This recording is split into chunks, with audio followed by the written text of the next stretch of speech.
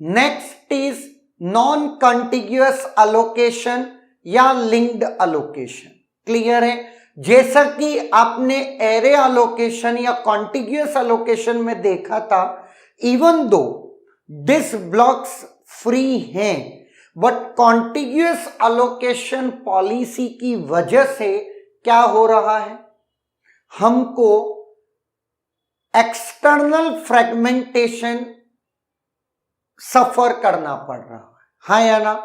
क्योंकि अगर contiguous disc blocks available नहीं है तो फाइल को हम तब तक स्टोर नहीं कर सकते जब तक कि आपकी क्या है, कॉन्टिग्यूअस डिस्क ब्लॉक्स अवेलेबल नहीं है। क्लियर है? इस चीज से बचने के लिए हम क्या लेकर आए, लिंक्ड अलोकेशन। अगर मैं लिंक्ड अलोकेशन की बात करता हूं तो यहां पर स्टार्टिंग एड्रेस दे दिया डीबीए का कि फाइल यहां से स्टार्ट है, नेक्स्ट डिस्क ब्लॉक का एड्रेस कौन देगा, चूंकि ये लिंकलेस है, कॉन्टिग्यूअस है नहीं, तो नेक्स्ट का वो ब्लॉक नेक्स्ट डीबीए का एड्रेस देगा, फिर वो ब्लॉक नेक्स्ट डीबीए का एड्रेस देगा, एंड सॉन, ये सिलसिला चलता जाएगा। फॉर एग्जाम्पल एक फाइल है test.c, इसका स्टार्टिंग डीबीए 4। क्लियर है? नाउ अब अगर मैं बात करता हूं 4 से हो सकता है कि नेक्स्ट 5 हो, उसका नेक्स्ट 12 हो, उसका नेक्स्ट 19 हो, उसका नेक्स्ट 10 हो, उसका नेक्स्ट 9 हो, उसका नेक्स्ट 3 हो, और उसका नेक्स्ट 2 हो, और फाइल एंड हो जाए। क्लियर है? फाइल एंड हो गई।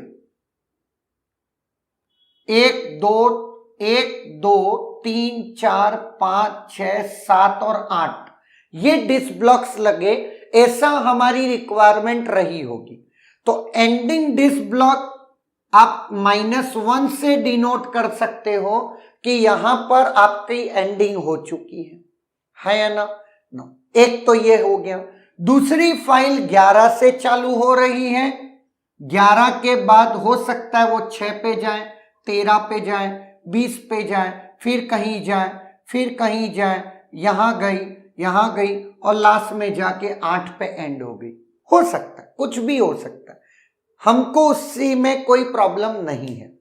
नाउ जैसे ही परफॉर्मेंस पैरामीटर्स हमने देखे थे कॉन्टिग्यूअस अलोकेशन में, वैसे ही कुछ पैरामीटर्स यहां पे भी हैं। One is internal fragmentation. तो इंटरनल फ्रेगमेंटेशन तो अभी भी क्या है, यस, इन लास्ट ब्लॉक, कोई डाउट नहीं। क्यों?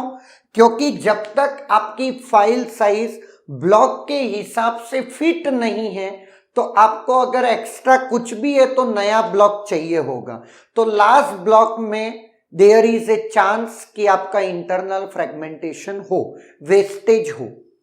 एक्सटर्नल फ्रेगमेंटेशन, एक्सटर्नल फ्रेगमेंटेशन का मीनिंग क्या है, whole disk block is going to be waste as soon as, अगर आपके पास पूरी डिस्क में कहीं पर भी ब्लॉक खाली है तो मैं क्या कर सकता हूं, उसको पॉइंट ही तो करवाना है। तो एक्सटर्नल फ्रेगमेंटेशन यहां पर प्रेजेंट नहीं होगा, not present. Clear? Next, increase file size. अब यहां पर आप रन टाइम पर फाइल साइज इंक्रीज कर रहे हैं एज सुन एज आपका क्या है, डिस्क ब्लॉक खाली है, तो you can increase the file size. Clear? तो फाइल साइज क्या है, यस, पॉसिबल। और ऑब्वियस है पॉसिबल तब बोलते हैं जब फाइल आपकी डिस्क बड़ी है ऐसा मान रहे हैं। क्लियर है? आप सोचोगे कि सर एक भी ब्लॉक खाली नहीं है, तब क्या करोगे? ऐसे केसेस नहीं होते। क्लियर? तो increase file size run time पर पॉसिबल है एज सुन एज आपके पास डिस्क ब्लॉक अवेलेबल है, खाली है। क्लियर? एक्सेस। अब यहां पर लिंक लिस्ट का सबसे बड़ा ड्रॉबैक क्या है, sequential access. That is sequential access only, random access not possible। Clear है? ये बात आपको ध्यान में होनी चाहिए। नाउ अब कुछ बातें हैं जो इसके साथ साथ और जुड़ जाती हैं। वो क्या? Some amount of disk space will be wastage due to storing next block address. अगर मैं बात करता हूं एक एड्रेस कितने बिट का है? 16 बिट मतलब 2 बाइट का। एक ब्लॉक कितनी बाइट का है? 1024, 1 किलोबाइट 1024 बाइट का। दो बाइट 1024 से निकाल दो क्योंकि वो नेक्स्ट का एड्रेस होल्ड करेगा। तो आप एक ब्लॉक में हाईएस्ट डेटा कितना रख सकते हो? 1022 बाइट्स, है ना? क्योंकि 2 बाइट लास्ट का नेक्स्ट को पॉइंट करेगा। ओके, तो ये कुछ बातें हैं। या फिर आप इसके लिए कोई अलग से मैकेनिज्म बनाओ। क्लियर है? तो कोई मैकेनिज्म तो होना चाहिए जो आपकी क्या है, डिस्क का नेक्स्ट एड्रेस होल्ड करने का इंफॉर्मेशन होल्ड करता हो। या तो आप इसी में रख लो या फिर आप अपना डायरेक्ट कोई स्ट्रक्चर मैकेनिज्म फॉलो करो जिसमें आप फाइल के करस्पॉन्डिंग उसकी चीजों को मेंटेन करके रखो। क्लियर है? नाउ, और जैसा कि मैंने बोला FAT32 या फैट फाइल एलोकेशन टेबल इसको यूज करती है, तो वहां आपको समझ में आ जाएगी कि किस तरीके से ये वर्क करता है।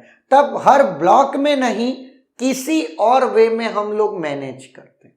क्लियर है? तो वो आप देख लीजिएगा वहां पर, जैसे ही मैं आगे आपको पढ़ाऊंगा। If one of the link is corrupted, whole file will be truncated और इनएक्सेसिबल। क्योंकि एक भी फाइल का एक भी पॉइंट, फाइल के एक भी ब्लॉक का पॉइंटर करप्ट हो गया तो आप एंड ऑफ द फाइल पे नहीं पहुंच पाएंगे। और जब तक एंड ऑफ द फाइल पे नहीं पहुंच पाएंगे, फाइल आपकी है ही नहीं, दैट इज करप्टेड फाइल, है ना? तो इस तरीके से अगर मैं बोलूं कि फाइल के करप्शन को देखना है तो आप क्या करेंगे? स्टार्टिंग डीबीए एड्रेस पकड़ेंगे, स्टार्टिंग से ट्रेवर्स करते करते करते एंड ऑफ दी डीबीए में पहुंच जाएंगे और एंड ऑफ दी डीबीए को आपकी डायरेक्टरी में एंड ऑफ दी डीबीए के एड्रेस से मैच करेंगे। अगर एड्रेस मैच कर गया तो it is okay, otherwise it is inaccessible और करप्टेड फाइल, है ना? आपका डायरेक्टरी कह रही है स्टार्टिंग 11 है और एंडिंग 8 है, और आप जब एक्सेस कर रहे हैं तो 11 स्टार्टिंग तो है लेकिन एंडिंग 10 है। आपको क्या पता कितना डेटा हमने लॉस कर दिया? हो सकता है या तो लास्ट का एक ही ब्लॉक रहा हो, 8th वाला ना पहुंच पाए हो, या हो सकता है 11 के बाद डायरेक्ट 10 गया हो और वहां के बाद कुछ भी नहीं मिला हो, एक्सेस ही नहीं कर पाए हो।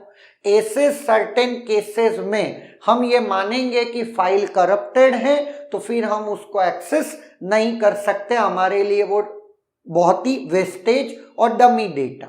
क्लियर है? इस तरीके से आपका जो अलोकेशन है नॉन कंटिग्यूअस बेटर है इन टर्म्स ऑफ कंटिग्यूअस। अब वो बेटर है कि नहीं बेटर है, क्योंकि दोनों के अपने अपने फायदे हैं तो दोनों के अपने अपने नुकसान है या ना? Is there any doubt?